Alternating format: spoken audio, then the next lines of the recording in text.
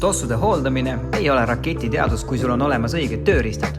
Seekord näitab Hamlet TV, kuidas Krepp tossuhooldusvahenditega ärakantud nahast tossule elu sisse puhuda. Esiteks, peale lahtise mustuse eemaldamist võtame ära paelad. Põhilise pesemise teeb ära Krepp Cure komplekt, mis koosneb 3 komponendist. Mikrofiiberlapp, logoga muidugi, standardtugevusega hari ja pesuvahend. Lisaks on meil vaja kaussi sooja veega.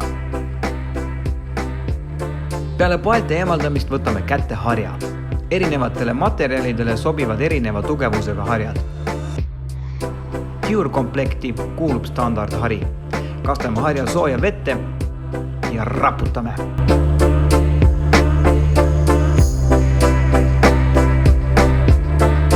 Lisame harja paar tilka vahendit ja alustamegi puhastamist. Sooja vee ja hõõrdumise tagajärjel läheb Krepp Cure vahtu ja kogub kõik mustuse endasse. Eemaldame lahtise vahu mikrofiiberlapiga ja neid protseduure võib korrata nii kaua, kuni toss on puhas. Pro tipp.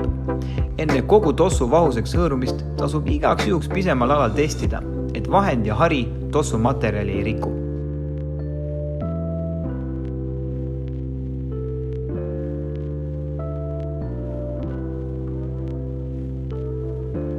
Krepp Cure teeb puhtamaks isegi valged tallaalused.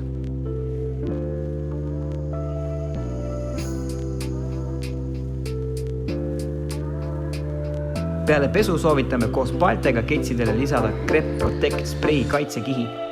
Nii on toss puhas kauem. Ja kõige lõpuks on tark tossudesse pista Krepp Pill, mis eemaldab jalatsite seest ebavajalikud bakterid ja halva lõhna.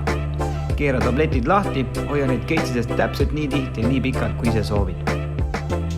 Ja nii lihtne see ongi. Pole oluline mitu paari või mis tosse sa täpselt omad, kuni su ketsid on puhtad ja nende eest on hoolitsetud südamega.